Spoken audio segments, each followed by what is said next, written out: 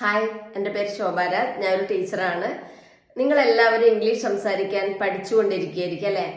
നമുക്കിന്ന് ഒരു sentence politely എങ്ങനെയാണ് സംസാരിക്കുക എന്ന് നോക്കിയാലോ? സെന്റൻസ് ഇതാണ്: ഗിവ് മീ ദ പെൻ. എനിക്ക് പെന്ന് തരൂ. അതിനെ എങ്ങനെയാണ് നമ്മൾ പൊളൈറ്റ്ലി സംസാരിക്കുക? Can you give me the pen please? ദയവായി എനിക്ക് പെന്ന് തരാമോ?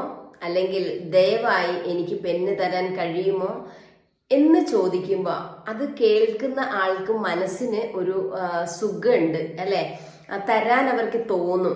അല്ലാതെ നമ്മൾ റഫായിട്ട് എനിക്ക് പെന്ന് താ എന്ന് പറയുമ്പോൾ അതൊരു ഡിഫറെന്റ് ഫീലിംഗ് ആണ്.